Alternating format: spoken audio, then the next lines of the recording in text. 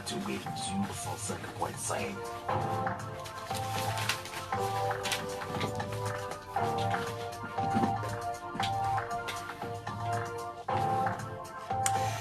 Que ton alimentation soit ta première médecine, disait Hippocrate, dimanche 16 octobre 2022, journée mondiale de l'alimentation. Que votre alimentation soit effectivement votre première médecine. Mais de quelle alimentation fait-on allusion? Dans un monde en crise, les terriens en général et les démunis en particulier continuent-ils toujours pas faire attention à ce qu'ils mangent? Comme Pierre de Coubertin pour les sportifs, pour qui l'essentiel est de participer en évoquant les Jeux Olympiques, l'essentiel pour une majorité d'hommes et de femmes sur Terre n'est-il pas seulement de faire le geste qui sauve? En cette journée de l'alimentation, n'importe-t-il pas d'insister dans le même temps sur une journée du gaspillage alimentaire, de sécurité et de solidarité nationale? Cette semaine, une forme de solidarité nationale s'est poursuivie dans le pays à travers l'opération Zéro Cataracte. De nombreux Togolais de Lomé ont massivement répondu à l'appel des autorités. On savait que de nombreuses maladies circulent déjà dans le pays. Celles des yeux n'ont jamais été aussi massivement portées sur les places publiques de la capitale. Parmi les patients, les daltoniens ou ceux souffrant d'une confusion des couleurs, généralement une confusion entre le vert et le rouge, confondent-ils aussi la couleur rose, puisque ce mois, cette couleur est mise en avant dans la lutte contre le cancer des seins. Depuis 2 semaines, Octobre Rose déroule son agenda à travers sensibilisation et collecte de fonds. Les traitements peuvent être très efficaces avec un diagnostic précoce, précise l'OMS qui appelle les femmes à se faire dépister. Le Togo est dans la même dynamique. Le pays accentue en outre sa volonté de développer le secteur du numérique. Invité à la Banque mondiale, Fogna Singbe a pu présenter la vision, les actions et les ambitions du Togo. En vérité, le pays cumule de nombreuses ambitions, dont celle de lutter aussi contre la corruption. Le Togo vient de se doter d'un plan quinquennal de lutte contre ce fléau, un phénomène maintes fois dénoncé par les partis de l'opposition, notamment les partisans de l'Alliance nationale pour le changement. Cette semaine, l'ANC a célébré ses 12 ans. 12 ans que Jean-Pierre Fabre et ses soutiens ont lancé leur parti après une brouille à l'Union des forces de changement. À quoi se résume aujourd'hui le projet de changement? Cette question se retrouve dans la série proposée cette semaine par le Parti des travailleurs à 3 mois de la commémoration des 60 ans de l'assassinat de Sylvanus Olympio. Claude Améganvi appelle à la réflexion. Avant cet appel, les Togolais ont découvert une nouvelle coalition de la société civile, l'IDAO, où Espoir est porteur de 10 préoccupations, parmi lesquelles des questions sociales mais aussi politiques. Pendant ce temps, les journalistes du Togo parcourent dans les détails leur convention collective. Pour nous accompagner ce dimanche, Éric Dupuis, porte-parole de l'ANC, avec lui nous ferons le bilan des 12 ans du parti, le D12 avec les numéros 96 50 34 37 et puis 70 43 09 70. Mise en onde, Romaric Freitas. Éric Dupuis, bonjour. Bonjour monsieur Atioubé, bonjour madame, bonjour monsieur les auditeurs de Radio Pyramide. Je suis pressé de vous demander comment vous allez. Oh, mais je vais très bien. C'est l'essentiel. Il fait beau, c'est déjà une bonne chose. C'est vrai que dehors, il y a du soleil. Soleil, on a connu la pluie pendant quelques jours. Maintenant, on voit quelques points de soleil. Ce n'est pas plus mal non plus. Vous êtes chargé à la communication à l'Alliance nationale de changement. Vous êtes porte-parole de ce parti. Vous côtoyez beaucoup la presse. Vendredi, la presse nationale a eu enfin sa convention collective. Je dis enfin parce que c'est un sujet qui date des années 2000, le début des années 2000. Une réaction à cette évolution? Oh, on ne peut que s'en féliciter. Quand une profession s'organise et se dote de moyens juridiques pour sa protection, moi je ne peux que m'en féliciter. Je sais comment évolue la presse togolaise depuis des années. Je sais les difficultés que les travailleurs dans ce secteur rencontrent tous les jours au niveau des embauches, au niveau des salaires. Certains patrons de presse qui ont des difficultés à survivre. Si cette corporation professionnelle peut avoir la chance de s'organiser et de se doter de moyens pour avoir vraiment une comment dirais-je, une convention collective, on ne peut qu'applaudir. Maintenant, il y a eu le 14 la signature de cette convention collective. Attendons de voir son application. De toute manière, c'est quelque chose qui va évoluer. D'après ce que je crois savoir, son application serait dans environ 2 ans. Et je sais que les syndicats, vos syndicats, les syndicats du patronat, sont à pied d'œuvre pour mener à bien cette entreprise qui est une bonne chose. Vous avez utilisé un verbe entre-temps, vous parlez de suivre. Quand vous évoquez la presse, sans doute que vous connaissez très bien cette presse. Est-ce que vous avez des confidences faites notamment par des journalistes sur le vécu quotidien? Bien sûr, puisque vous n'êtes pas sans savoir que j'ai des amis dans votre profession. J'ai des personnes que je rencontre pour des raisons professionnelles, puisque en tant que responsable politique et responsable de la communication, je travaille en étroite collaboration avec les journalistes, mais parmi eux, j'ai des amis que je reçois, avec qui je discute, et qui me font des confidences. C'est tout à fait normal. Vous avez dit aussi qu'une chose est de signer, une autre chose est de pouvoir l'appliquer. On sait qu'il y a un moratoire d'1 an renouvelable, une fois, est accordé dans l'application des nouvelles dispositions. Mais comment faire pour que ça puisse aller très très vite? C'est une question de volonté, de part et d'autre, et notamment une volonté de la part des organisations, des patrons de presse. Donc si il y a la volonté des deux côtés et que le gouvernement veuille également avancer, ce sont des choses qui peuvent se faire rapidement. J'ai pour habitude de dire que tout dépend de la volonté politique. Quand on entreprend quelque chose, c'est au niveau des syndicats, au niveau d'une corporation professionnelle, au niveau même de la politique. La mise en œuvre des décisions, c'est toujours une volonté de part et d'autre de mettre en œuvre les décisions qui ont été prises. Parce que s'il y avait eu la volonté effective de mettre en œuvre des accords qui avaient été signés, on ne serait pas là aujourd'hui dans la situation politique dans laquelle nous sommes. Parce que depuis 2006, on aurait déjà, avec l'accord politique global, on aurait déjà fait un grand pas. Malheureusement, il n'y a jamais eu de volonté politique pour avancer dans ce pays. Quand vous faites allusion à la volonté politique, moi je pensais que vous parlez spécifiquement des organisations de la presse et du patronat. Mais ils ont signé avec l'appui, avec le gouvernement. Le gouvernement a soutenu. C'est-à-dire que s'il y a une volonté de part et d'autre, d'ailleurs, quand il s'agit même de volonté entre les patrons de presse, c'est une volonté politique. La politique ne se résume pas à la politique telle que nous la vivons. Il y a une politique au sein de votre corporation, au sein de votre profession. Les dirigeants de vos syndicats mènent une politique dans l'intérêt de votre corporation. C'est tout à fait normal. Je pensais que vous parliez de ça, puisque vous faites allusion par la suite à l'APG, à l'accord politique global, et vous évoquez la volonté politique. Je me dis que vous êtes en train là Non, c'est une comparaison que je fais. C'est que souvent, quand on n'arrive pas à avancer, c'est parce qu'il n'y a pas de volonté. Revenons aux journalistes. Il y a ce qui m'a été dit cette semaine par un confrère journaliste. Il dit, nous passons tout notre temps à dire que tel corps de métier a des difficultés, a des soucis.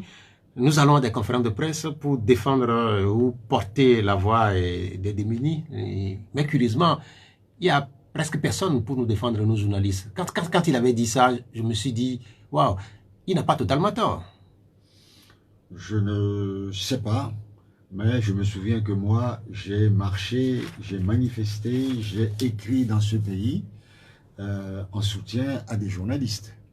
Rappelez-vous, quand il y avait Radio Légende qui était fermée, j'étais dans les rues. Quand il y avait la télévision, rappelez-moi le nom. LCF. LCF, quand il était fermé, j'ai manifesté dans ce pays. La radio qui était à Codiviacopé, je ne me rappelle plus du nom. Radio X-Solaire. X-Solaire était fermée, j'ai manifesté également. Donc, dire que personne ne soutient les journalistes, c'est un peu aller trop vite en besoin. Je crois que ce qu'il voulait dire, c'est au-delà de ces événements qui sont des événements exceptionnels. Le quotidien des journalistes, ce quotidien-là. Il y a des journalistes qui ont eu les directeurs de publication qui ont eu leurs journaux interdits, et j'ai réagi, j'ai soutenu, donc au nom de mon parti. Donc le problème n'est pas là. Mais je suis sensible également aux difficultés que les journalistes rencontrent dans l'exercice de leur profession, ne serait-ce que financièrement, parce que je sais que pour certains c'est très difficile. Fermons momentanément la presse, la page des journalistes pour revenir ou ouvrir celle qui concerne votre parti politique, la ANC, puisque vous êtes invité et parce que cette semaine, votre parti a eu 12 ans. 12 ans, c'est peu, mais c'est beaucoup aussi dans la vie d'une structure. Et comment s'est déroulé cet anniversaire? C'était lundi? Oh, ça a été fait de manière très simple. Nous avons d'abord, le vendredi 7 octobre, assisté à la prière musulmane à Toglekopé. Puis, le 9 octobre, nous étions avec les protestants, au culte protestant, à Gonivé. Et puis, le 10, le lundi, nous étions à la cathédrale de Lomé, pour prier pour notre parti, prier pour le Togo, prier pour ceux qui ont laissé leur vie dans cette lutte, prier pour les pères de la nation togolaise. Donc, c'est dans cet esprit-là que nous avons démarré la commémoration des 12 ans de notre parti. Nous n'avons pas voulu faire comme le passé, de grandes fêtes à la plage, tout simplement parce que la morosité ambiante qui règne dans notre pays, les difficultés à vivre, tout à l'heure vous parlez de bien s'alimenter en qualité, mais en quantité aussi. Au Togo aujourd'hui, pour pouvoir s'alimenter en qualité, il faut déjà avoir le minimum vital. Et je sais que pour nombreux de nos compatriotes, un repas par jour est parfois très difficile. Donc, nous sommes sensibles à cela. C'est pour cette raison que nous n'avons pas voulu faire une grande fête. Cependant, ce week-end, aujourd'hui le 16, il y a un pique-nique au siège de notre parti, organisé par la DNC, les dames de l'ANC, parce que ce sont des militantes qui ont connu les années 60, le temps de l'indépendance. Je ne sais pas si vous étiez encore vous deviez être peut-être un peu jeune à l'époque. Au lendemain du 27 avril, il y avait des pique-niques. Quel 27 avril? Non, mais dans les années 60. Oui, mais moi, j'étais pas né. Ah bon, vous voyez, je vous croyais plus vieux que ça. Et il y avait régulièrement, au lendemain du 27 avril, il y avait pique-nique dans la cocoterie Pas de Souza. Et c'était un moment de retrouvailles des Togolais, un moment de partage des Togolais, ce qui a disparu aujourd'hui. Aujourd'hui, le Togolais est devenu un loup pour un autre. Pour son voisin, on craint le voisin, on craint le citoyen togolais, on n'a pas confiance et chacun s'enferme. Et ça, c'est tout simplement parce que on nous a divisés, on nous a menti, on a détruit cette volonté de solidarité, cette volonté de partage que le Togolais avait avant. C'est malheureux. Donc, nos dames ont voulu perpétuer cela. Elles organisent cet après-midi donc un pique-nique au siège du parti. Et je sais que bon, c'est ouvert à tout le monde. Et puis le clou de cette commémoration, c'est le 30 octobre à Gonivé, où il y aura une grande rencontre de l'ANC, du Bureau national et de son président, avec les fédérations, avec les sympathisants et militants de l'ANC, en présence du président qui va délivrer un message très important. Vous avez dit tantôt que lundi, vous avez prié, et notamment pour le Togo. Spécifiquement pour le Togo, qu'est-ce que vous avez demandé? Mais vous savez, le Togo va mal. Le Togo va mal. Tout à l'heure, nous avons parlé des difficultés à survivre, des difficultés à s'alimenter 2 fois par jour. Ces difficultés-là, quand on voit, quand on entend des gens, des compatriotes se plaindre, et ça fait mal au cœur. On souhaite vivement que demain, qu'il y ait une égalité des chances au Togo, que tous les enfants de ce pays puissent aller à l'école avec les mêmes chances de réussite, qu'au sortir de l'école, que tous les Togolais aient les mêmes chances d'avoir accès à un emploi décent qui permette de nourrir sa famille, de s'abriter et de se développer culturellement et intellectuellement. Aujourd'hui, ce n'est pas le cas. C'est réservé à une minorité. Certains ont la chance, dès que le bac est terminé, les enfants partent à l'étranger dans les grandes universités, dans les grandes écoles de formation, boursiers, ou alors les parents sont assez riches pour le faire, mais pour la grande majorité des Togolais, il n'y a pas cette chance-là. Ils vont rester ici, ils vont aller à l'université, et ici au Togo, et pour la plupart, quand ils vont finir, il n'y a pas d'emploi. C'est ça le drame.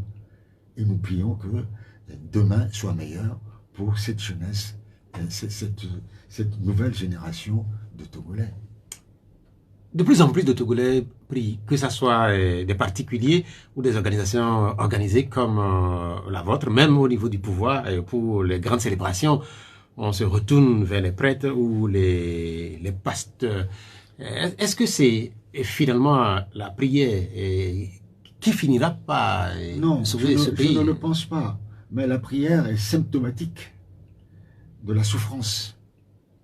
Hein, je ne sais pas, moi je suis un amoureux du jazz et du blues, et quand on écoute le blues, le fondement même du blues, ça traduisait la souffrance, c'était une forme de prière de nos grands-parents, de nos ancêtres, esclaves aux États-Unis. C'est ça le fondement. L'homme est ainsi fait. Quand l'homme souffre, quand l'homme a de l'incertitude pour le lendemain, il se réfugie dans la prière, il se réfugie dans l'au-delà, il se dit, bon, sur terre, je n'ai pas la joie de vivre, je souffre, je ne suis pas bien, je prie pour notre Créateur, je prie pour le Maître de l'univers, pour que demain, si je dois partir, pour que demain, là où je serai, ça soit mieux que le temps que j'ai passé dans ce monde. C'est d'une tristesse absolue.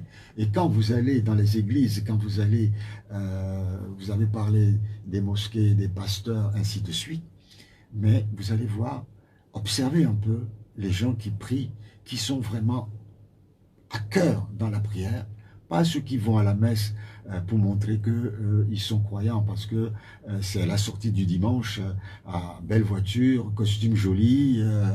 Non, je ne parle pas de ceux-là. Je parle de ceux qui vont vraiment prier et se confier à Dieu. Non, je pose la question parce que on a l'impression que c'est un effet de mode, puisque au final, tout le monde va à l'église, et que ça soit au niveau de ceux qui sont au pouvoir ou de ceux qui veulent arriver au pouvoir, vous évoquez la souffrance, eux tous prient. Donc à un moment donné, on peut se poser la question si, par exemple, ceux qui sont au pouvoir ou ceux qui sont dans l'opposition, est-ce qu'ils ont les mêmes définitions de ce que vous appelez la souffrance? Il y en a qui prient pour remercier Dieu de les avoir gratifiés de ce qu'ils ont.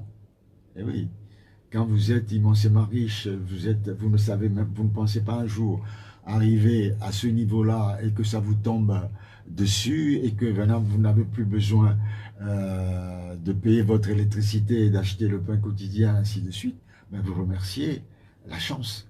Et cette chance-là, vous pouvez l'appeler Dieu. Mais à côté, celui qui a du mal à manger, qui a du mal même à ramasser vos miettes, il est à côté, il prie pour que ça lui arrive aussi un jour. 12 ans, c'est passé très très vite. Ben oui, 12 ans, c'est une adolescence. Hein, un enfant de 12 ans, c'est l'adolescence. Mais un enfant de 12 ans, c'est beaucoup de choses apprises en peu de temps. Vous savez qu'un enfant, à partir de 2 ans, 2 ans et demi, avale une capacité d'information extraordinaire. Un enfant de 2 ans et demi, 3 ans, évolue du jour au jour au lendemain, découvre des vocabulaires, emmagasine des choses extraordinaires. Et ceci continue jusqu'à l'adolescence. Ça va continuer avec la vie. Mais quand on arrive à 10, 12 ans, on est en CM2, on se prépare pour rentrer en 6e ou alors on est en 6e. C'est une évolution extraordinaire. Et vous ne pouvez pas vous imaginer la somme d'informations que cet enfant a acquise en 12 années. C'est ça l'expérience extraordinaire de l'ANC. Mais il ne faut pas oublier que l'ANC n'est pas arrivée sur la scène politique comme ça du jour au lendemain. L'ANC est née avec les dents dans la bouche, hein, avec de longues années d'expérience.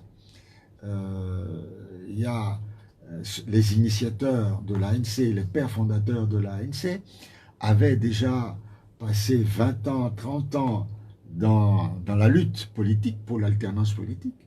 Donc, c'est une très très bonne expérience et l'ANC se félicite d'avoir obtenu en 12 années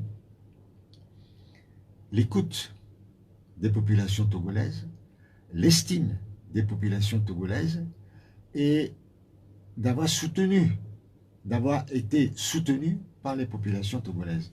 Donc, pour moi, c'est une gageure et on ne peut que remercier les populations togolaises, on ne peut que remercier les militants, les militantes et militants, les sympathisants d'avoir permis à l'ANC de continuer à se battre jusqu'à aujourd'hui. Il y a encore beaucoup de travail devant nous. Mais je retiens de votre développement que vous êtes des enfants qui sont nés avec des dents à la bouche. En réalité, dans nos traditions, quand un enfant est né de cette façon-là, c'est un monstre. Je ne sais pas si on peut l'appliquer à des gens qui sont au niveau de l'ANC. Est-ce que vous êtes des monstres? Il y a des monstres sympathiques. Nous sommes un monstre. Et si on n'était pas des monstres, on ne serait pas le parti à abattre par non seulement le régime en place, mais également nos amis de l'opposition. Là, par exemple, je ne sais pas si ce que vous décrivez là, je ne sais pas si cette situation, elle continue pas à être celle-là, puisque vous l'évoquez très souvent quand on vous invite, que vous êtes le parti à battre, notamment par vos collègues de l'opposition. Je ne sais pas si la situation, elle a évolué entre-temps ou pas. Elle a évolué, mais pas dans le bon sens. Mais si elle n'a pas évolué dans le bon sens, là, ça veut dire qu'on court vers la catastrophe alors. Ceux qui sont à la source de cela et qui maintiennent encore le feu, ce sont eux qui cherchent la catastrophe. Mais nous, on est sereins. La preuve, c'est qu'on ne cherche même pas à leur répondre ni à leur nuire. En tout cas, c'est clair que le débat politique, pour ce que nous savons, c'est un débat d'idées et que, comme vous le dites, je ne sais pas si forcément vous êtes le parti à abattre, notamment pas le parti au pouvoir.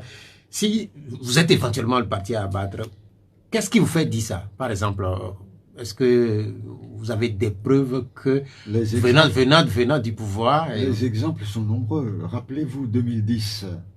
Non, mais moi je parle de récemment, là. Bon, écoutez, 2013, c'est encore vieux. Qu'est-ce qui s'est passé en 2013? Les marchés de Lomé, qui ont été... Les marchés de Lomé n'ont rien à voir avec l'ANC, là. Mais l'ANC était accusée d'être à la source de l'incendie des marchés. Monsieur Jean-Pierre Fabre est toujours accusé jusqu'à aujourd'hui. Oh, mais en fait... Moi-même, j'ai été inculpé. Mais vous n'êtes pas les seuls. Vous n'êtes pas les seuls. Non, mais attendez. Il y a de nombreuses personnes qui ont fait la prison à cause de ça. Alphonse Bogo a fait la prison. Monsieur Manti Kwame a fait la prison. Ouro Akbo Tchaniaou a fait la prison. Le chauffeur de Jean-Pierre Fabre a fait la prison. Il y en a plusieurs. Il y en a plusieurs qui ont fait la prison. Monsieur Yakanou est mort en prison. Ça, c'est clair ce que vous décrivez là. Mais, mais vous n'êtes pas les seuls. Vous n'êtes pas les seuls. Il y a d'autres responsables politiques qui ont été... Non.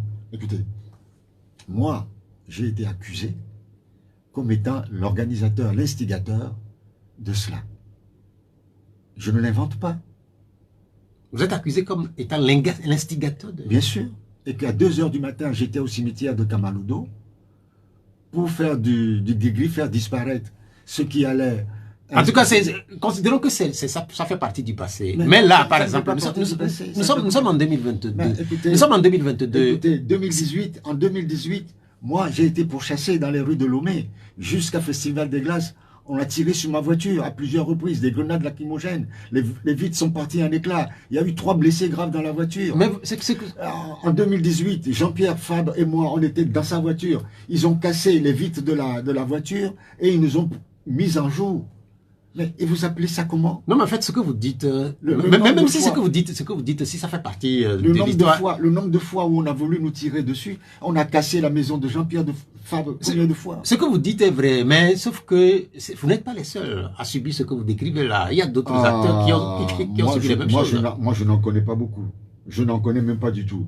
Et je peux vous dire que malgré cela, ni Jean-Pierre Fabre, ni Éric Dupuis n'ont quitté le pays. Non, mais ok, nous n'allons pas, comme pour certains le disent, remuer la plaie dans le couteau dans la plaie, puisque le Togo se porte relativement, pour certains, mieux depuis un temps et tout est calme. Certains pensent que... C'est vous qui le dites.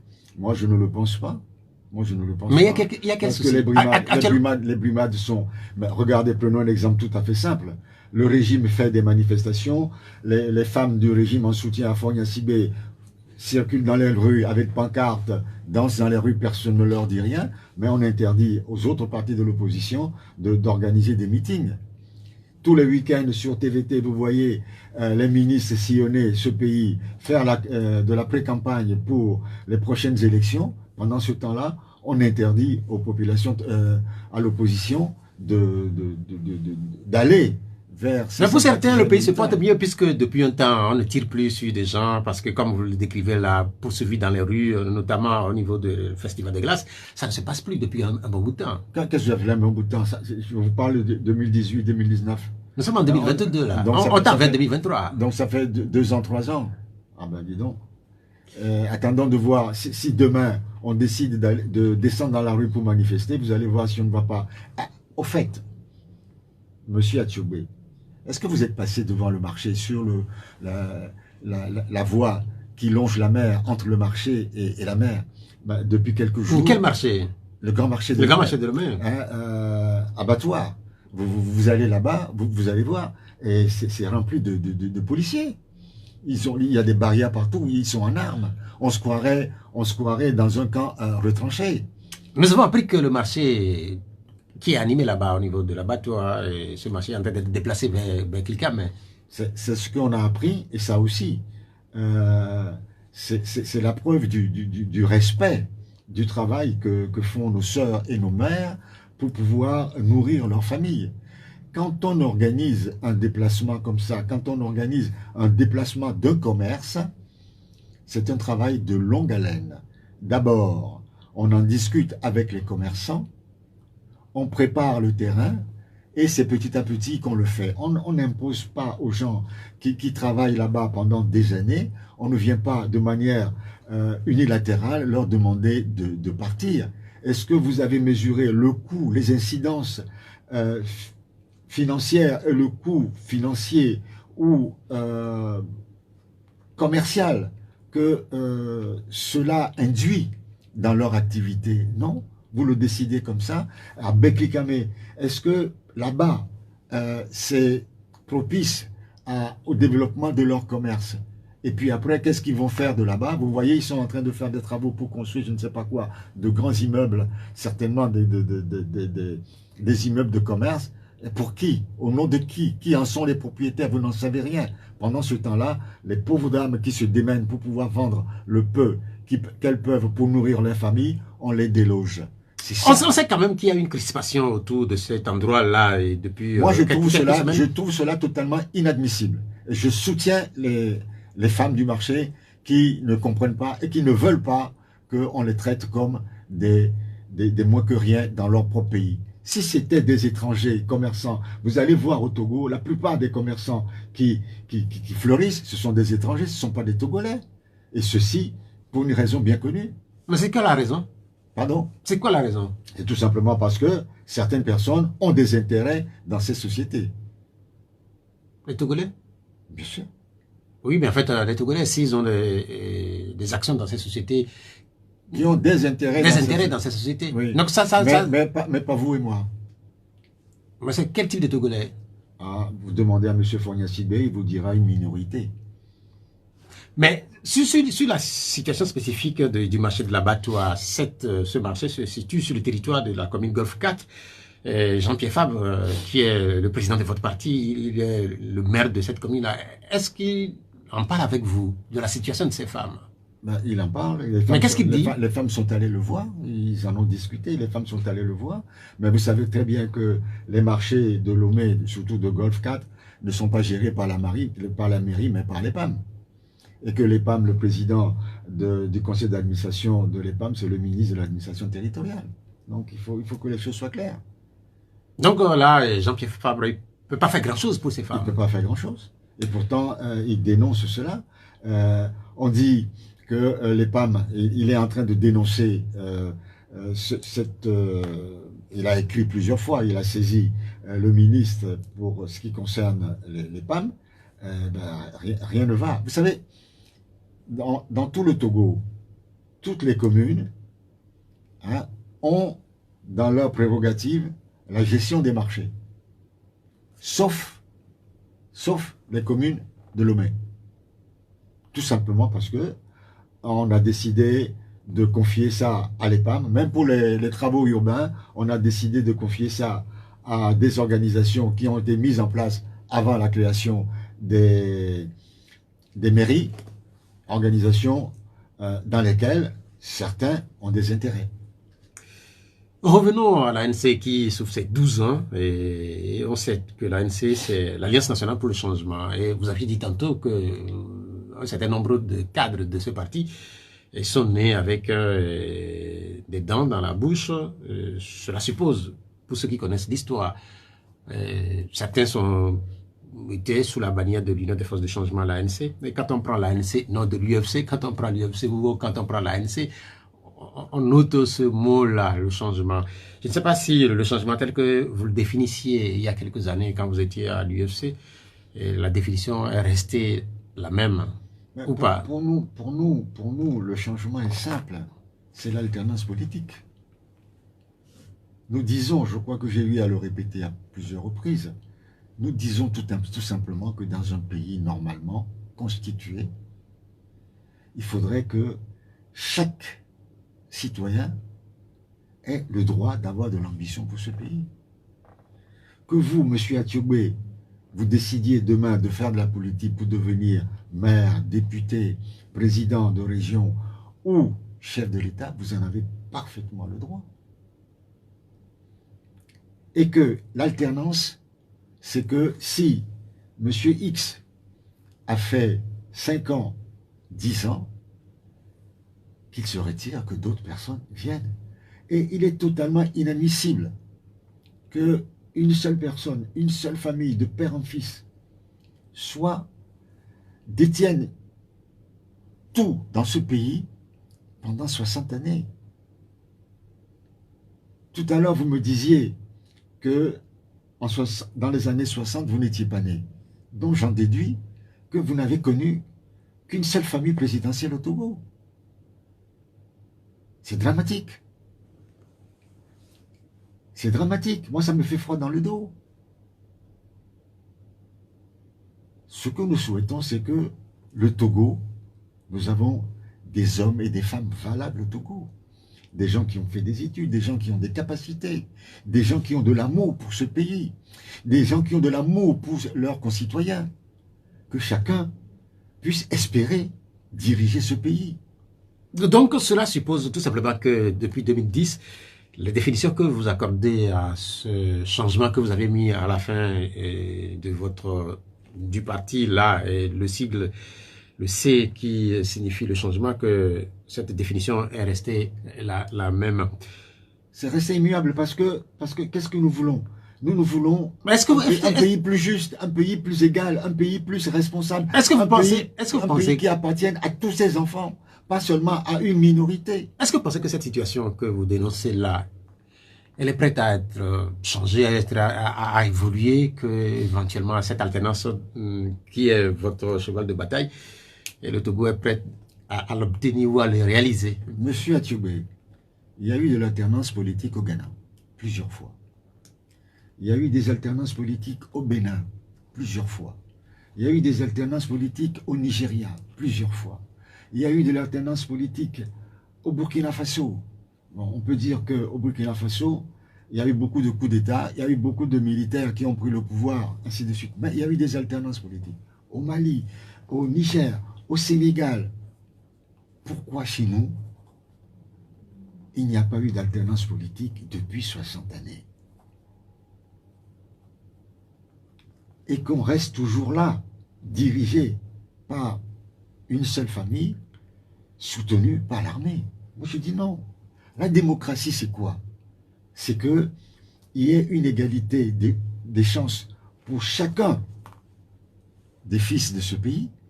Il faut que nous soyons égaux devant la loi, devant la justice, et que la justice ne soit pas utilisée pour régler des comptes, ne soit pas instrumentalisée, et que les décisions qui sont prises dans l'intérêt de ce pays soient réellement des décisions dans l'intérêt des populations. Hier, je discutais avec un chauffeur de taxi et il y avait un émigrant qui passe. Et je dis, ah, regardez ce qu'il a fait. Il a failli nous mettre en danger. Et il m'a dit, ah, il a rigolé, il a dit, dans ce pays, les lois ne sont pas faites pour être respectées. Alors je dis, ah bon? Il me dit, les lois ne se respectent même pas elles-mêmes. Alors comment voulez-vous que les Togolais les respectent? J'ai réfléchi, je dis, les lois togolaises ne se respectent pas elles-mêmes. Mais qu'est-ce que cela veut dire? Mais ça veut dire que ceux qui dirigent ce pays, ceux qui font les lois, sont les premiers à violer les lois du pays. C'est ce qu'il vous l'a dit? C'est ce que moi j'ai compris. Oui, mais en fait, quand vous posez le sujet de cette façon-là, et vous avez cité tantôt... Non, ce n'est pas moi, c'est un chauffeur de taxi. Vous vous reconnaissez dans ce qu'il a dit, sans doute. Non, ça m'a surpris. Et j'ai réfléchi. Et je suis arrivé à la conclusion que il a voulu me faire comprendre que ceux qui font les lois sont les premiers à violer ces lois-là. Et je le pense. Bien, merci. Nous parlions de votre parti, de ce que vous faites depuis quelque temps. Et moi, je voudrais savoir, et sans doute un certain nombre de Togolais également, le bilan que vous faites aujourd'hui sur le plan politique, parce que 12 ans, c'est beaucoup. Et quand on célèbre un anniversaire, c'est aussi le moment de faire le bilan. Et même si nous n'avons pas le temps pour faire un très grand bilan ici, et ce n'est pas notre prétention, qu'est-ce qu'on peut retenir là? Ça fait 12 ans, sur le plan politique.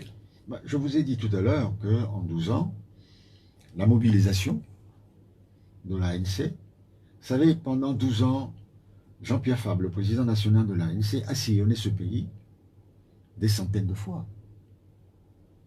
En une année, il faisait à peu près 200-300 meetings à l'intérieur du pays. Je trouve que c'est quelque chose d'extraordinaire qu'un chef de parti ait ce souci d'aller à la rencontre des populations de son pays. Heureusement que notre pays n'est pas si vaste et que c'est facile de le parcourir rapidement, mais cela impose beaucoup de sacrifices. Il a fait pendant 12 années.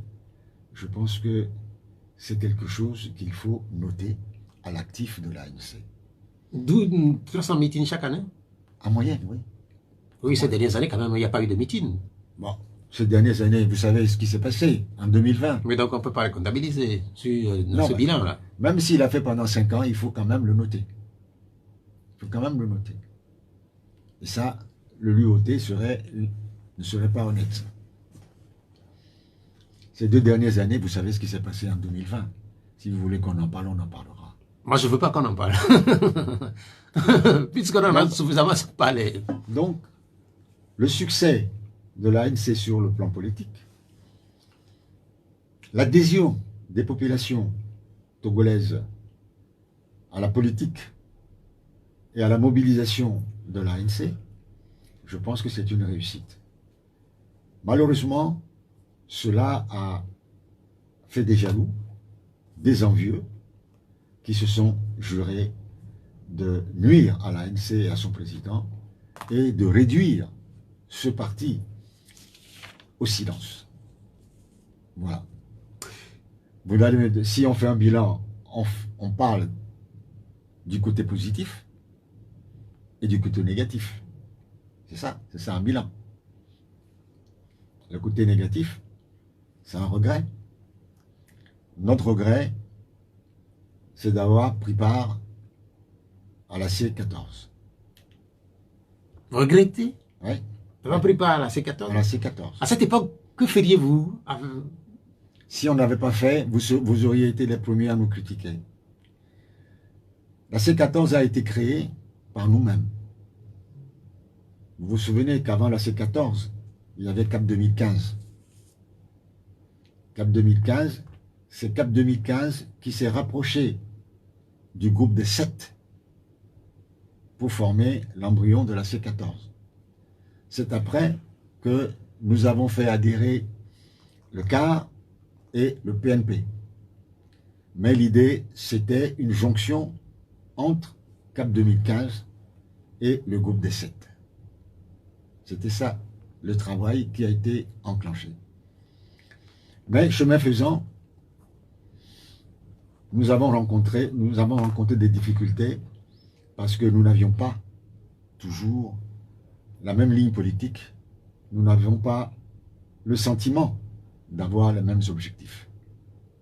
Raison pour laquelle nous avons choisi de quitter ce regroupement. Vous savez, Cap 2015, pas Cap 2015, C14 a réalisé quelque chose d'extraordinaire. Les mouvements de 2017-2018, on a sorti plus d'1 million de citoyens dans les rues. Ce n'est pas évident. Et je peux vous assurer qu'il ne suffit pas de claquer des doigts pour que les gens sortent. Cela demande un travail en profondeur des partis politiques qui en avaient les moyens pour mobiliser les militants, les sympathisants dans les rues. Oui. Mais qu'au lendemain, pendant les discussions, certains des nôtres aient accepté, avec l'insistance de certains chefs d'État de la CEDEAO, de suspendre les manifestations, j'ai trouvé ça un peu difficile. Parce qu'on ne peut pas, parce qu'on entame une discussion, arrêter les moyens de pression, les seuls moyens de pression qu'on avait. Or, avec le président guinéen, l'un des nôtres a choisi de tout faire pour arrêter les manifestations. Ça, c'est la première chose. La deuxième chose, lors de la dernière réunion que nous avons eue à la plage, dans un hôtel à la plage, au sein de la C14, on avait discuté toute une journée. Et lors des discussions, il a été proposé que la C14 s'organise, se mette ensemble pour affronter les prochaines élections, et notamment pour le choix d'un candidat unique. Et en précisant qu'en tout état de cause, ce candidat unique ne devrait pas venir des 14 partis présents, mais une personne extérieure. Nous sommes dit, mais nous nous battons, nous sommes 14 à nous battre ensemble, au moins cherchons d'abord si au sein de nous, nous avons des capacités pour cela. Mais si vous pensez qu'il n'y en a pas, et que le miracle viendrait de l'extérieur, dans ce cas-là, nous ne sommes pas des vôtres. Raison pour laquelle nous avons quitté la C14, et nous avons écrit dans ce sens-là à la C14. Et nous ne nous sommes pas trompés, parce que ce qui s'est passé par la suite nous a donné raison. Vous m'avez demandé de faire le bilan rapide et sommaire. Oui, je vous ai écouté, vous avez longuement parlé de... Je vous ai donné le côté positif et le côté négatif. Vous avez longuement parlé notamment de la C14, vous avez dit quelque chose qui retient mon attention. Vous avez dit que vous regrettiez, ou vous regrettez votre adhésion ou votre participation à la C14. Mais quand vous parlez de mobilisation, la façon dont vous l'évoquez là, c'est un peu comme si ça n'a jamais été fait et que quand c'est fait comme ça là, et comme ça a été fait avec la C14, le million de personnes de Togolais dans la rue, quand vous dites par la suite que vous regrettez, cela étonne. Mais parce qu'on a gaspillé cette mobilisation. Mais à cette époque-là, que feriez-vous sans la C14? Vous, par exemple, vous vous retrouveriez où si vous n'êtes pas membre de la C14? Est-ce que vous avez bien compris ce que je vous ai dit? J'ai bien compris. Je vous ai dit comment la C14 a été créée. Si nous n'avions pas été là, la C14 n'aurait pas existé. Vous, l'ANC? L'ANC avec CAP 2015, c'est CAP 2015 avec le rapprochement du groupe des 7 qui a créé la C14. On a raconté des histoires dans ce pays en disant que c'est la PNP qui a créé. C'est totalement faux. Bien, merci. Nous venons de passer 45 minutes avec vous, Éric Dupuis. Je rappelle que vous êtes le porte-parole de l'Alliance nationale pour le changement, l'ANC, qui célèbre ses 12 ans. Nous sommes en train de faire un bilan à mi-parcours, puisqu'on sait très bien que votre parti politique ne disparaîtra pas à la suite de la célébration des 12 ans et que vous avez encore sans doute de belles années devant vous. Nous allons rappeler nos numéros aux auditeurs, 87 50 34 37 et puis 70 43 09 70. Est-ce que nous avons des auditeurs déjà sur les numéros pour poser des questions à Éric Dupuis ou éventuellement apporter des contributions à notre invité? Pas encore d'auditeurs, donc nous allons continuer par parler de... Aujourd'hui, quelle est votre situation là? L'ANC est toujours à pied d'œuvre. Vous savez, nous, on travaille régulièrement. Vous avez le bureau national qui se réunit 2 fois par mois. Le comité politique pratiquement toutes les semaines, le comité restreint, le conseil du président à la demande. Vous avez la section jeunesse qui est pratiquement... Vous gardez votre réponse, il y a un auditeur. Allô? Allô, monsieur Pierrot. Oui, bonjour. Bonjour, c'est Koudjo depuis Québec. Bonjour, monsieur Koudjo. S'il vous plaît, j'aimerais vous saluer. Tout ce que vous parlez, c'est bon. Mais c'est dommage. L'auditeur, on l'a perdu. J'espère que j'espère qu'il reviendra surtout. Mais allez-y pour la suite. En attendant de... Donc, je dis, nos structures continuent à fonctionner. Et comme nous sommes un parti politique régulièrement formé, nous travaillons pour les prochaines élections. Cela ne veut pas dire que nécessairement nous irons à telle ou telle élection, mais nous sommes prêts pour les consultations électorales, à savoir les régionales, les législatives. Nous sommes déjà à pied d'œuvre, nous travaillons et régulièrement nos émissaires, les émissaires du secrétariat général sont sur le terrain pour rencontrer nos fédérations, nos sections et nos sous-sections. Donc l'ANC est une grosse usine qui continue à travailler au jour le jour. Vous n'êtes pas grippé? Oh non, non, non, non, bien au contraire. Sur le plan politique, on a senti, et ça, beaucoup l'ont constaté, qu'il y a une sorte d'attentisme là, et avec la suspension ou la mise en parenthèse des activités des partis politiques. Il y a une dizaine de jours, si ma mémoire est bonne, ou un peu plus, votre parti régrivait à nouveau pour dire son désaccord par rapport à la situation. Est-ce que depuis là, les lignes ont pu bouger? Non, pour l'instant, on n'a pas réécrit pour un meeting. On a écrit pour un meeting pour le 30 octobre, mais c'est dans un lieu clos. Donc, en principe, cela ne devrait pas poser de problème. C'est dans un lieu clos. C'est à la place des fêtes TDM à Gonivé. Donc, bon, c'est chez les religieux, chez les catholiques. Donc, je ne pense pas que ça leur pose des problèmes. Mais je dis qu'il est totalement difficile de comprendre que pendant que le régime est en pré-campagne, on interdise à l'opposition, toutes les positions extra-parlementaires notamment, de commencer à aller à la rencontre des populations. Parce que quel est le rôle fondamental d'un parti politique si c'est de ne pas s'adresser à ses militants? Vous allez faire un meeting dans un lieu clos, vous l'avez dit, chez les catholiques. Oui, Et- la Guadeloupe. Oui, dans une, vous avez dit que c'est dans une place de fête, là. Oui. Pourquoi? Parce que je suis surpris, quoi. Non, c'est tout simplement, on l'avait fait. Vous savez, quand on fait nos congrès, c'est chez les protestants à Yekonapoué. Ce n'est pas nouveau.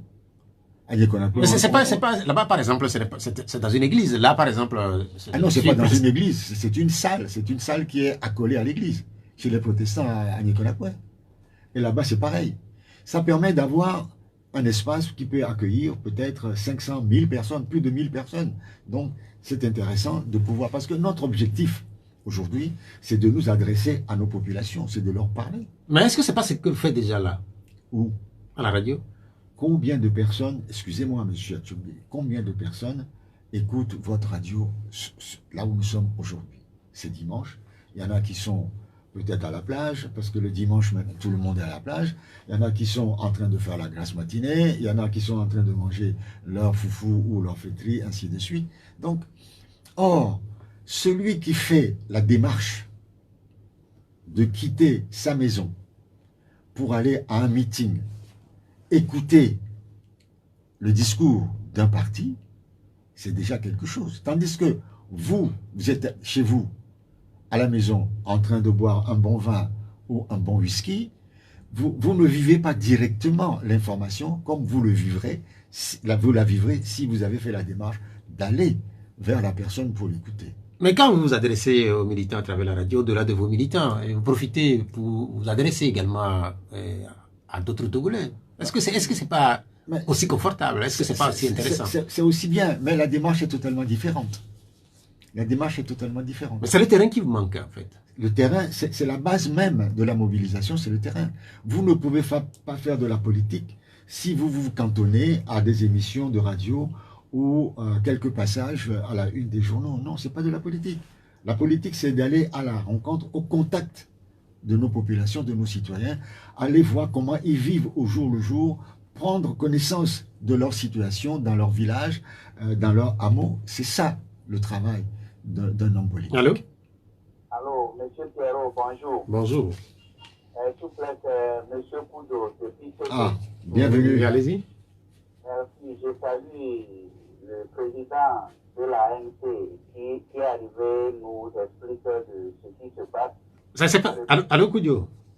Oui, monsieur Pierrot. Oui, c'est pas le président de l'ANC, c'est le porte-parole de l'ANC. Il s'appelle Éric Dupuis. Oui, s'il vous plaît, j'aimerais lui demander de son explication au micro là. Le son, pardon, on n'entend pas bien ou bien, là où que je suis là, ça ne vient pas bien chez moi. Je ne le saisis pas bien. Quand à vous, monsieur Pierrot, vous parlez, votre voix, ça vient bien. Mais en fait, ce que vous demandez, c'est que notre invité puisse parler un peu plus fort. Tout à fait, tout à fait. Ok. Oh, je suis désolé, monsieur Koudjo. Je vais mettre la faute sur le technicien qui règle le problème là-bas. Moi, je suis un néophyte. Hein, j'ai le micro devant moi, j'essaye de parler. Mais j'ai une voix un peu grave, une voix qui ne porte pas très, très, très fort. Sinon, je serai obligé de crier et je risque d'incommoder monsieur Athiogbe. D'accord. Ok, c'est... Je vous saisis. Ok, Merci. merci beaucoup de nous rappeler, Koudio. Si c'est juste pour ça, et j'espère que le message est passé et que notre invité va faire l'effort de parler un peu plus fort. Il y a un auditeur qui... En fait, c'est pas une question. En réalité, il dit, s'il vous plaît, est-ce que c'est Patrick Lawson qui est au micro? En réalité, oui, c'est une question. Oui, ce n'est pas Patrick Lawson Non, qui est là. ce n'est pas Patrick Lawson. Monsieur Patrick Lawson est le premier vice-président de l'ANC. Je suis Éric Dupuis, le responsable de la communication, porte-parole du parti et conseiller spécial du président national. Mais justement, Patrick Lawson, qu'est-ce qu'il devient? On n'entend plus parler de lui là, en fait, on ne l'entend même plus. Bon, ben, Patrick Lawson, disons qu'il est souffrant. Hein. Je saisis l'occasion pour lui faire un petit coucou. Hein. Dieu merci, il va très bien actuellement.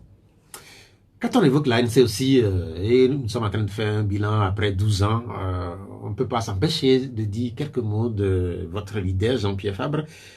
Je continue de constater toujours qu'après 6 ans ici à Pyramide, nous n'avons jamais eu la chance de l'avoir, notamment au D12. Je fais une nouvelle invitation à travers votre personne. J'espère que nous l'aurons finalement un de ces dimanches ici. La question a été posée tout à l'heure par votre technicien et je lui ai dit qu'il me semble qu'il était déjà venu. Donc vous me confirmez qu'il n'est pas encore venu. Je vais lui en parler dès demain au Bureau national pour voir ensemble s'il peut venir passer 1h30 avec vous.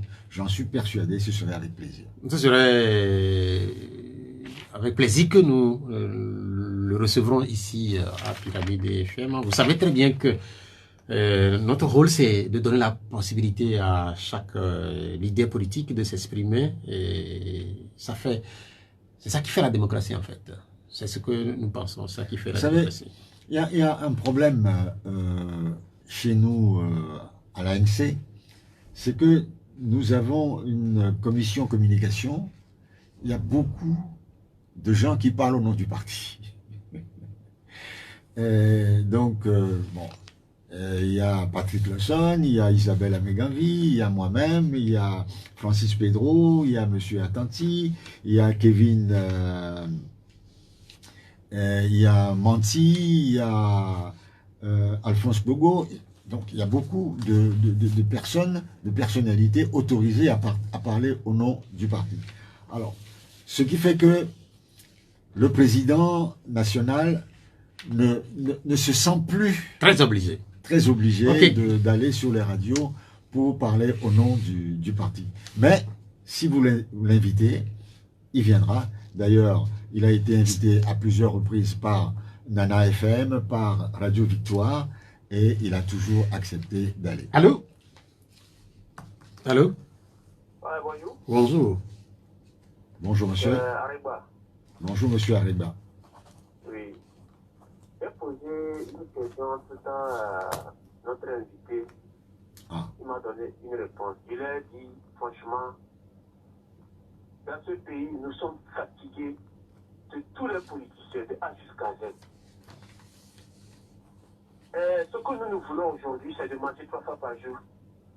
C'est d'avoir au moins 2 SMIC un peu élevé par rapport à d'autres pays. C'est de vivre heureux. Par exemple, quand on voit un Togolais dans un autre pays, qu'on sent vraiment que c'est un Togolais. Qu'on ait la fierté. C'est-à-dire quand tu vois un Togolais, tu sens en même temps qu'il a la fierté en lui. C'est ce que nous voulons. Par exemple, quand tu sors, tu vois d'autres, c'est-à-dire citoyens dans d'autres pays, exemple comme des Ivoiriens et consorts, quand tu les vois, tu sens en même temps que lui là, il est content, il est fier, c'est-à-dire à lui-même quoi. Et il m'a donné une réponse qui ne m'a pas convaincu. Il dit que eux, ils ne sont pas aux affaires des SMIC, ils ne peuvent pas gérer.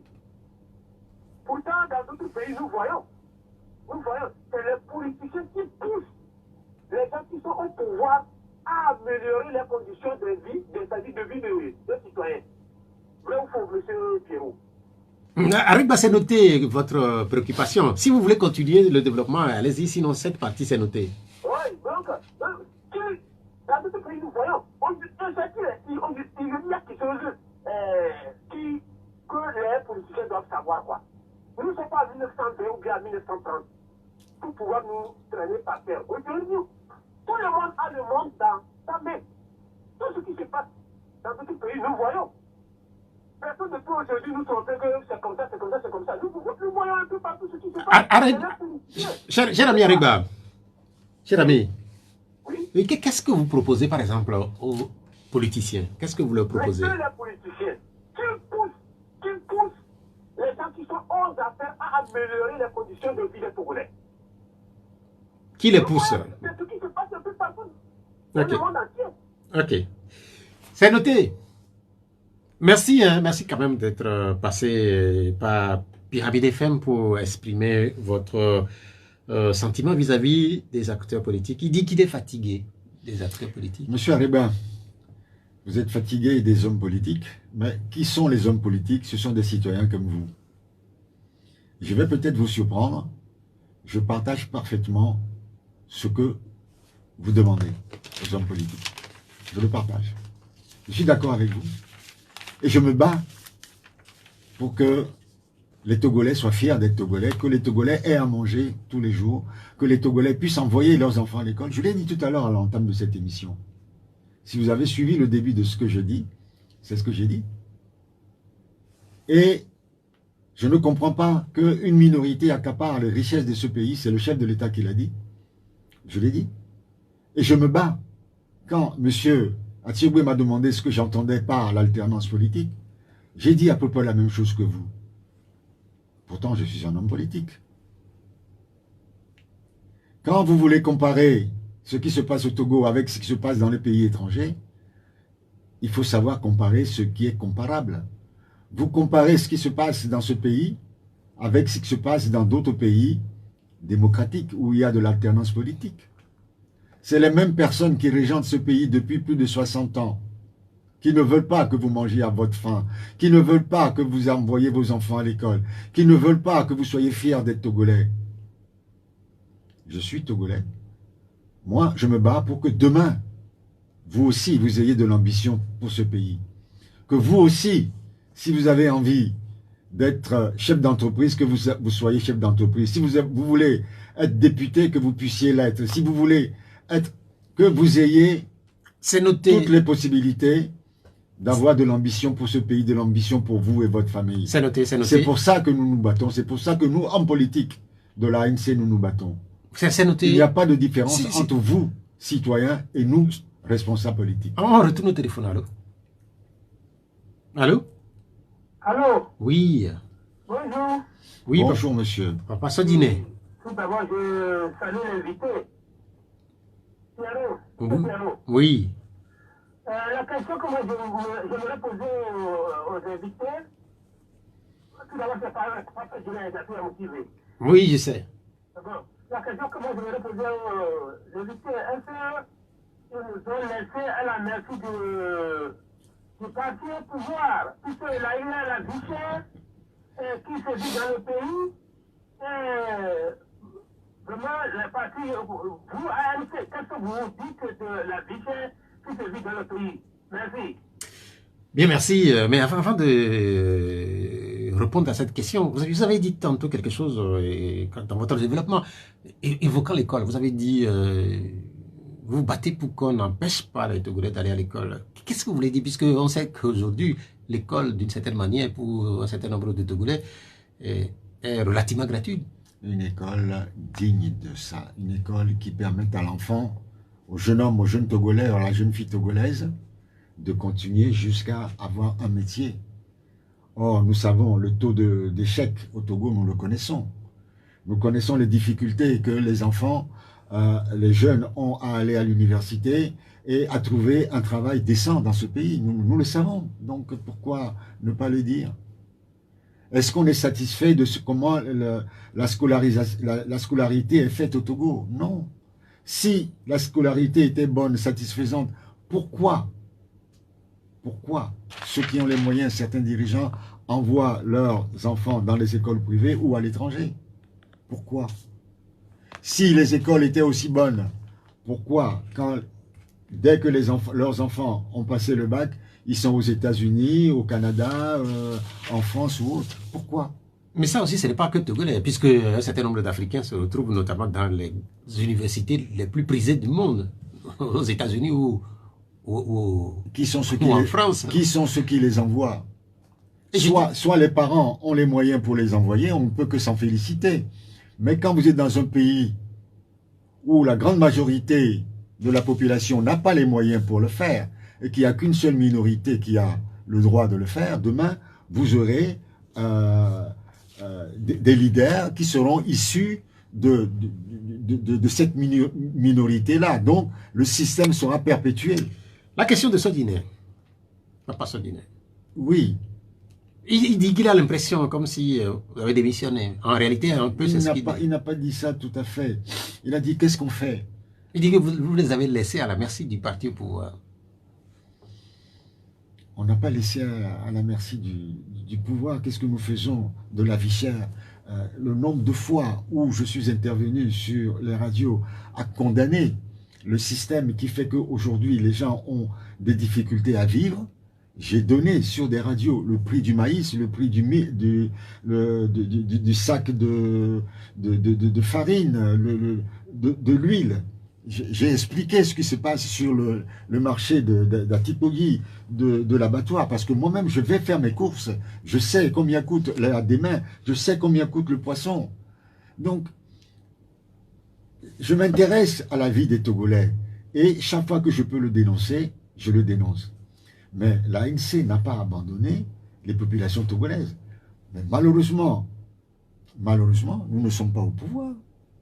Et nous ne pouvons pas changer les choses. Tout ce que nous pouvons faire, c'est de dénoncer les inégalités, c'est de dénoncer ce qui se passe au Togo. Reprenez nos déclarations, reprenez les prises de position de M. Jean-Pierre Fabre, reprenez nos interventions, vous verrez que nous sommes toujours présents. Bien, merci. Nous dénonçons régulièrement les injustices que vous subissez, monsieur. C'est noté. La question de Sergio de Diaplé, une question sur les réseaux sociaux notamment. Est-ce que l'ANC participera aux élections régionales prochaines? J'y ai répondu tout à l'heure. Je dis que l'ANC est un parti politique qui s'organise et qui se prépare pour toutes les prochaines échéances. Parallèlement, nous nous battons pour qu'il y ait un minimum de transparence dans ces élections-là.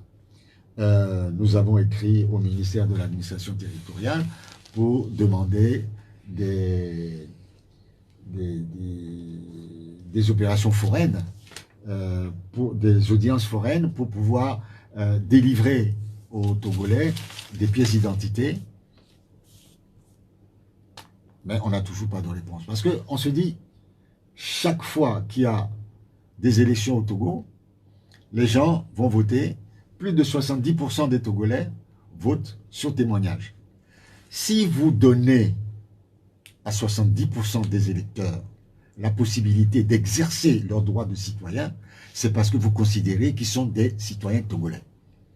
Le droit fondamental que la Constitution donne aux populations togolaises, c'est leur droit de vote. Vous accordez le droit de vote à plus de 72% des Togolais sur simple témoignage et vous ne faites rien pour leur donner les éléments qui justifient ce droit-là, c'est-à-dire le certificat de nationalité et une carte d'identité. Je ne comprends pas. Je ne comprends pas. Dans la mesure où vous considérez que ces gens-là sont togolais, donnez-leur leur papier. Et pour le faire, en Côte d'Ivoire ça a été fait, au Nigeria ça a été fait, un peu partout ça a été fait, au Bénin ici ça a été fait, des audiences foraines, en peu de temps, une majorité de Togolaises et de Togolais auront leur acte de naissance. Un peu comme ce qui se fait depuis quelque temps concernant les cataractes. Nous en parlerons dans un instant, puisqu'il y a une opération, puisque vous parlez d'une opération foraine. Non, je parle d'audience foraine, c'est pas pareil. Oui, je sais. Autour des cataractes, on fait la même chose. Donc, on peut faire cette comparaison-là. Donc, il faut mettre ça à la disposition. Vous savez, laissez-moi terminer ça 2 secondes, s'il vous plaît. Hein? Vous savez, il y a des étudiants. Aujourd'hui, vous allez passer un examen. On va vous demander votre carte d'identité, une copie de votre extrait de date de naissance, original, l'original de votre certificat de nationalité. Mais il suffit d'avoir une seule carte d'identité. Quand vous avez une carte d'identité fiable, infalsifiable, vous présentez votre carte d'identité, on sait que vous avez votre état civil dessus. On sait que vous avez, ça justifie de votre nationalité. On n'a plus besoin de vous demander les autres pièces d'identité. Et avec votre carte d'identité, vous aurez votre carte d'électeur. C'est tellement plus simple.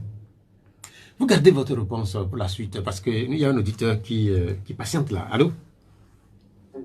Allô? Oui. Oui, bonjour. Bonjour, monsieur. Oui, bonjour, monsieur. C'est monsieur? Oui, c'est monsieur Pelé.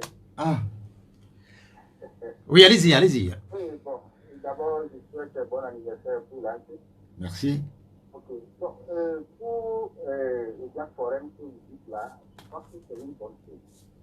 Mais, est-ce que je sache, nous avons peut-être l'énergie pour rien, parce que le régime FCTI ne peut pas nous accorder ça.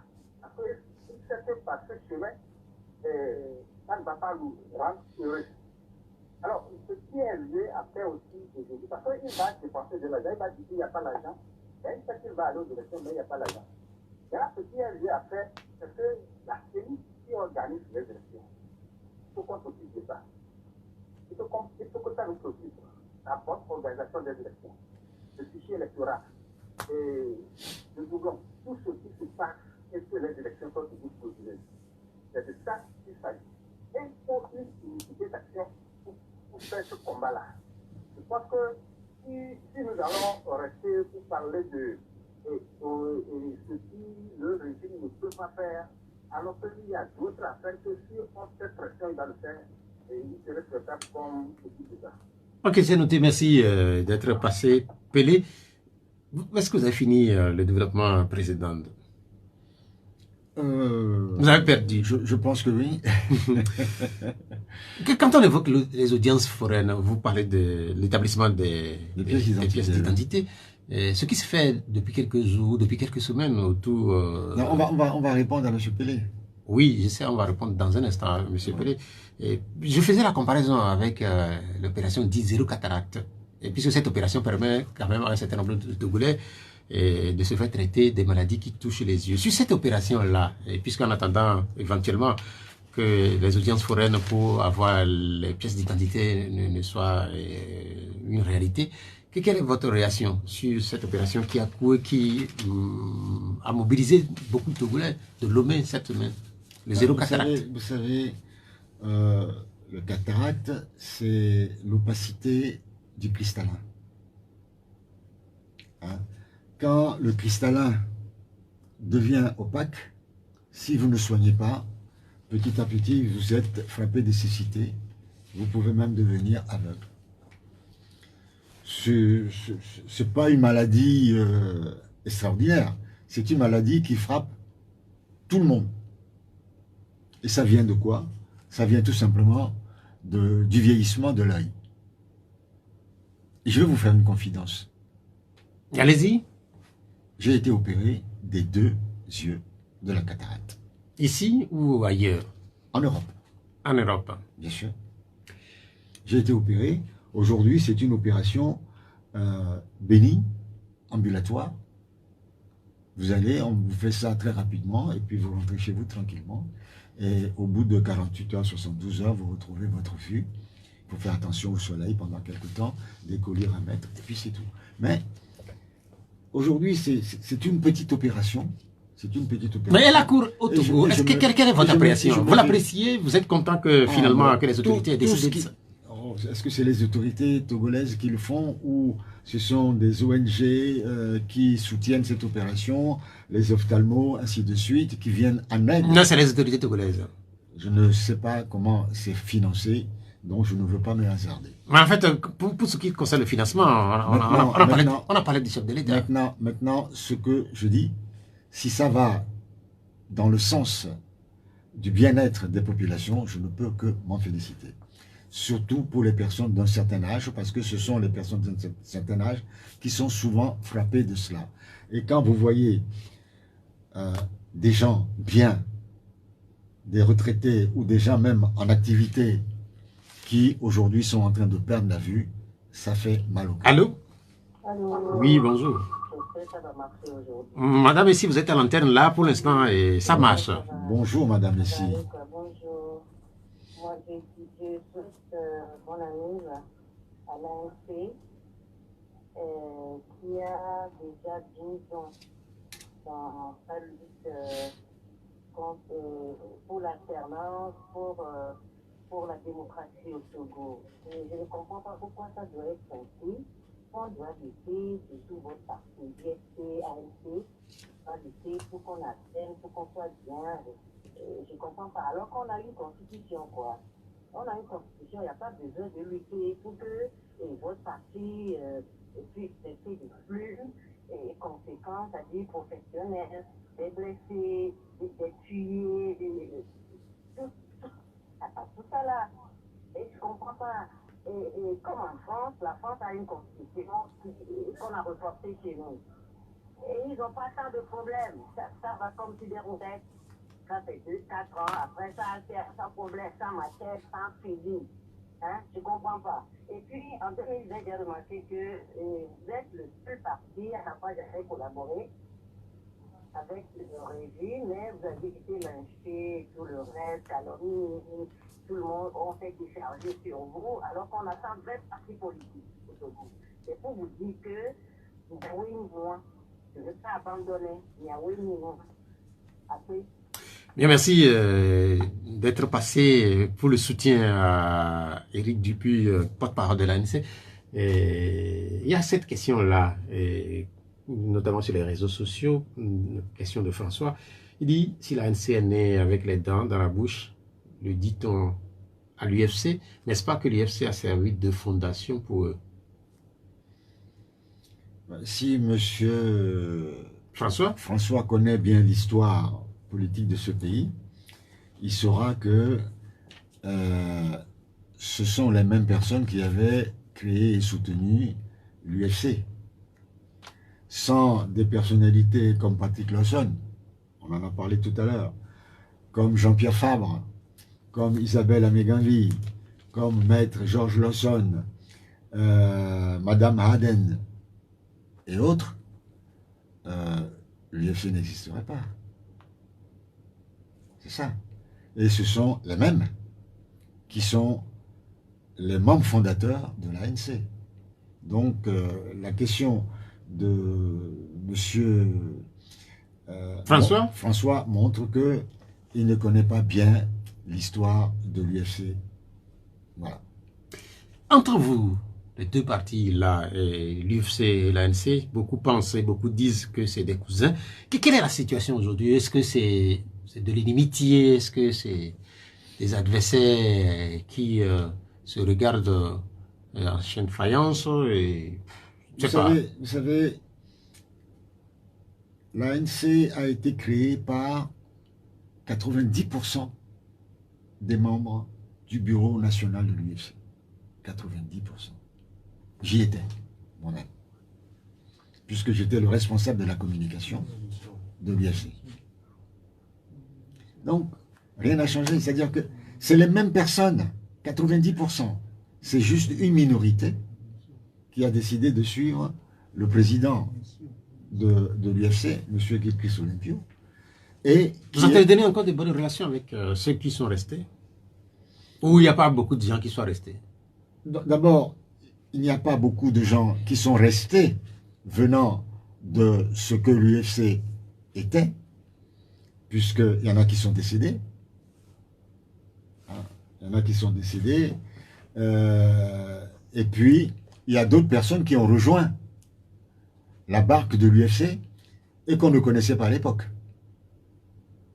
Donc, on n'a pas de relation outre mesure. Et puis, l'UFC ne s'affiche pas comme un parti de l'opposition, mais s'affiche comme une aile marchande du régime. Ce n'est pas méchant ce que je dis. Donc c'est votre impression. Non, mais c'est difficile. Mais ils sont le chef de file de l'opposition. De quelle opposition? Mais de l'opposition togolaise. Non, de l'opposition. Donc faites partie. Non, monsieur, de l'opposition parlementaire. Si vous connaissez bien la loi sur l'opposition, la loi portant statut de l'opposition, la loi est claire. On définit l'opposition, d'après cette loi-là, comme l'opposition parlementaire. Donc c'est l'opposition parlementaire.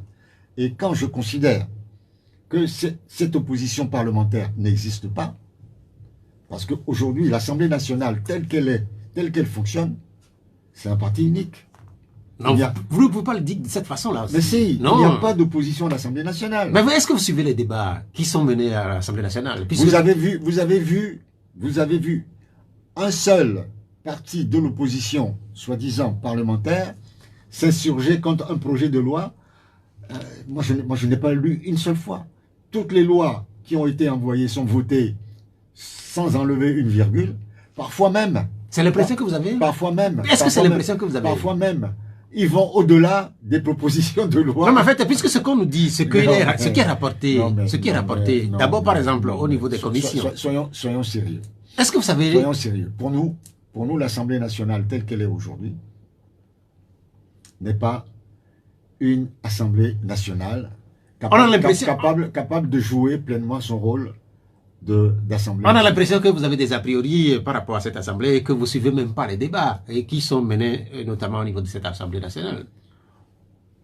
Moi, je suis, vous savez, en tant que responsable politique, toutes les décisions, tous les débats qui ont lieu à l'Assemblée nationale, je les reçois, je les lis. Il y a cette réaction de Gervais Goss. Il dit, est-ce que l'opposition togolaise ou les opposants du Togo ont appris ou essaient d'apprendre auprès des opposants des autres pays?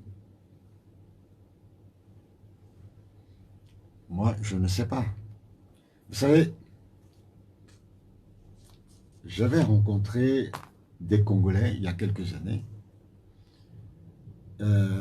qui étaient en admiration devant les opposants togolais. J'étais à Cotonou il y a 1 an ou 1 an et demi environ. J'ai rencontré un journaliste proche du président Talon. Je l'ai rencontré à un dîner et qui m'a dit beaucoup de bien de l'opposition togolaise. J'ai des relations avec des hommes politiques d'un peu partout. Pas plus tard qu'hier, j'ai reçu une invitation à Accra par un ancien ministre. Donc, on a des relations avec d'autres partis de l'opposition dans d'autres pays africains. Nous n'avons pas besoin d'en faire état sur les radios ou dans nos écrits. Il y a des gens avec qui... Il y a des gens avec quand vous écoutez, ou quand vous suivez la question, parfois pour certains, c'est parce que l'opposition togolaise, soit elle est trop braquée, ou soit pour certains, elle est immature, et que cela dénote au final sur les résultats du terrain. C'est ce que certains pensent. Ah ben c'est parce que ces personnes feignent d'oublier que le régime togolais est un régime militaire, militaro-civil, et que tout à l'heure, c'est Madame Essi qui disait que dans d'autres pays, on ne tue pas des gens, on ne blesse pas des gens, on ne lance pas des gaz lacrymogènes. Elle a parlé de la France. Non, mais elle a parlé de la France. Tandis qu'au Togo, il suffit que vous parlez de l'alternance, il suffit que vous dites, bon, mais ça suffit pour qu'on vous tue, pour on vous menace, pour qu'on vous gaze. Non, mais en fait, vous avez dit plein de choses. Il y a une violence, mais... Non, en fait, arrêtons un peu sur ce que vous venez de dire là. Vous avez dit beaucoup de choses dans ce studio, mais cela ne suppose pas, cela ne va pas vous condamner tout à l'heure quand vous allez sortir de ce studio. Personne ne vous touchera. Vous n'en savez rien. Non, mais en fait, ce n'est pas la première fois que vous venez ici. Vous n'en savez Ce n'est pas rien. la première fois que vous venez. Vous êtes déjà allé sur d'autres radios pour dire que ça ne va pas au Togo. Et au final, c'est mon rôle. Rien ne vous est arrivé. Mais malheureusement, vous avez entendu tout à l'heure, on a entendu un monsieur nous dire, bon, ben, on souffre et vous ne dites rien. C'est son impression. Ah ben, voilà. C'est À quoi servent nos interventions sur les radios? À quoi servent vos émissions si on ne nous écoute pas? Il nous reste encore 6 minutes. Je vais vous poser quelques questions et avoir des réponses assez brèves. On n'a pas répondu à M. Pelé. Pelé, qu'est-ce qu'il a demandé? Pelé dit que...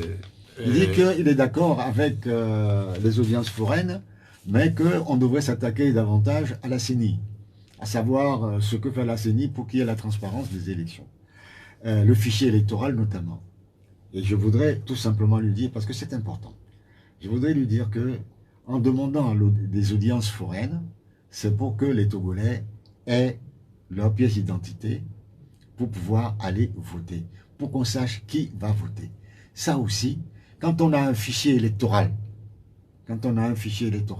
avec un recensement biométrique correct, et que 70% des électeurs ne sont pas électeurs par simple témoignage, ça permet déjà de s'assurer qu'il y a un minimum de transparence. Mais quand on laisse au régime en place de faire voter par témoignage des enfants de 12 ans ou des étrangers, là, le fichier électoral ne peut pas être fiable. Je voulais juste rajouter cela. Bien, merci. Voulais... Merci. Vous avez appris la mise en route sans doute la mise en route d'une nouvelle coalition, l'IDAO, qui signifie espoir. Et quelle est votre réaction après avoir appris cette nouvelle? Non, une nouvelle coalition, non, c'est une coalition de la société civile. Oui. Bon, donc, mais qui interviendra sans doute sur des questions politiques. Mais quel est le rôle, d'après vous, si vous me posez ça comme ça, quel est le rôle de la société civile? C'est ça le problème. Hein? C'est quoi le rôle de la société civile? La société civile, normalement, doit contribuer à la démocratie. Ce n'est pas un parti politique. Personne ne dit le contraire. Donc, on ne peut que se féliciter qu'il y ait une coalition de la société civile pour aider à ce que le débat politique soit mené dans le respect des uns et des autres. Bien. Et l'un des rôles, on parle tout à l'heure de la transparence des élections, on parle des audiences foraines, ça peut être un champ d'intervention de la société civile. On ne peut que s'en féliciter. Dans toute démocratie, la société civile a un rôle. Mais il y a un risque, c'est qu'il y a une confusion pour certaines personnes de la société civile de se prendre pour des donneurs de leçons pour l'opposition ou alors d'avoir des visées politiques. Quand on a des visées politiques, moi je disais tout à l'heure qu'il faut que chacun ait de l'ambition pour ce pays-là. Si vous avez de l'ambition pour ce pays et que vous voulez jouer un rôle politique, faites-le à visage découvert, allez créer un parti, soutenez un parti politique et vous serez député. C'est noté, il y a cet appel. Mais ne vous mettez pas dans... On a compris. Il y a cet appel à la réflexion, cet appel qui est lancé par le leader du Parti des travailleurs, Claude Abeganvi. Il appelle à la réflexion à l'orée de la célébration de la commémoration des 60 ans de l'assassinat de Sylvanus Olympio. Oui, Sylvanus Olympio a été assassiné en 63. Ça va faire 60 ans l'année prochaine, 13 janvier l'année prochaine. Mais la réflexion continue. La réflexion continue. Malheureusement, elle a tendance à aller dans tous les sens. Qui a assassiné Sylvanus Olympio? Dans quelles circonstances? Il y a eu des écrits dessus. Il y a eu un homme qui s'est autoproclamé l'assassin, qui a dit « il n'a pas voulu marcher, je l'ai assassiné » devant les radios, devant les journaux. Et aujourd'hui, d'autres personnes disent « non, c'est pas lui, c'est la France », ainsi de suite. Il n'y a pas longtemps, la famille, certaines personnalités de la famille Olympio ont demandé l'ouverture des archives américaines pour avoir la vérité de cet assassinat. Et j'avais répondu en disant que j'étais surpris que ce soit une démarche de la famille, étant donné que le président Sylvanus Olympio, père de l'indépendance, père de la nation togolaise, appartient à tout le Togo. Donc vous adhérez à cette réflexion? C'est très important, c'est une réflexion très importante, parce que c'est notre histoire, c'est la source de l'indépendance de notre pays. Il appartient à tout le peuple togolais de réfléchir là-dessus et de repartir d'un nouveau pas dans la lignée des pères fondateurs de l'indépendance de ce pays. La dernière question, c'est sur aujourd'hui la célébration de la Journée mondiale de l'alimentation. On se rend compte que autant beaucoup de terriens n'ont pas assez à manger, mais il y a certains qui ont assez à manger et qui gaspillent. Certains pensent qu'il faut beaucoup plus de solidarité. Qu'en pensez-vous? La solidarité, tout à l'heure je vous en avais parlé, nous on est très à cheval là-dessus. Mais quand vous me parlez des journées mondiales au Togo, nous aimons beaucoup les journées mondiales. Journée mondiale de la femme, Mais on voit cependant comment les femmes sont traitées dans ce pays. Journée mondiale de la jeune fille. On voit comment les jeunes filles sont traitées dans ce pays, enceintes dans les écoles, dans les lycées, ainsi de suite. On parle de la jeunesse, de la journée mondiale de la démocratie. C'est pas qu'au Togo qu'on célèbre cette journée. On parle de la journée mondiale de la démocratie. La démocratie. Il nous reste quelques...